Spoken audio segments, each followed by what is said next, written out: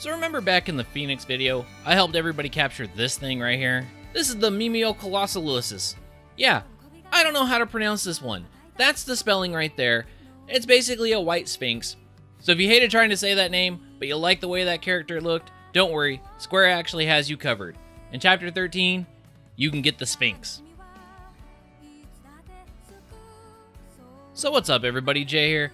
And for this tip, I just want to help you capture the Sphinx in Chapter 13, as I said before. He's kind of easy to miss, but actually really easy to get as long as you just have one simple item. So for this one, all your prep work really is just to make sure you have a water spellstone. So if you followed my guide for the Ghost Pirate ship and the Pirate Moogle, you should already have 5 water spellstones, because one of those chests that was behind the Moogle had 5 of them. If you don't have those or you didn't do that part, there's another easy way to get a couple water spellstones real quick, and that's to go to the Coliseum and do Catch of the Day 2, where you fight a stack of the Shark Wolves. And that's it. That's all you're going to need. And getting to the Sphinx is actually really easy too. So once you're on Chapter 13, you need to head to the Phantom Sands. That's the area just a little north of the caravan. So just keep walking forward till you get to the end of the first screen. Doesn't matter if you exit left or right, each one's fine for now. And when you get to the second area, this is where what side you exit on is important. If you saw the Occult fan magazine that was back in the caravan, it tells you about how to navigate this area. What you're looking for is just the sun in one of the tunnels at the end of each walkway. So it's either left or right, and there's only 3 areas that are like this anyways. It's not that big a deal. So what you need to do is when you're in the second screen here is exit on the left-hand side. The sun should be there in the little alcove. And this should lead you to the 3rd section of Phantom Sands. Now, if you want to, you can actually keep going so you can go get to a save point.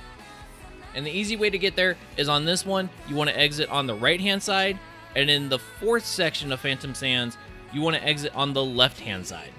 But whether you choose to use the save point now or not doesn't really matter too much. Either way, you need to be in the 2nd section of the Phantom Sands tail area here.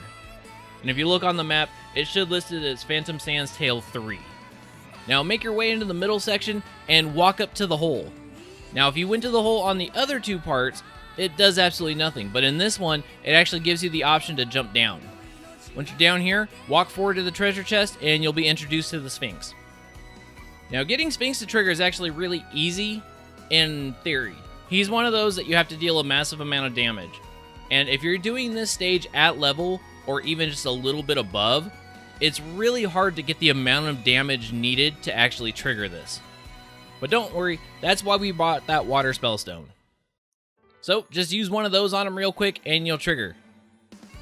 Now this part's up to you. You can make it a little easier on yourself if you want to use a few more of the water spellstones. You can, just to increase the chances, or you can just use the one and go from there. So thank you for watching. I hoped it helped. If it did, leave a like, maybe even subscribe. I'm going to have more tips, gameplay, let's plays, thoughts, anything else that tickles my fancy put up on here.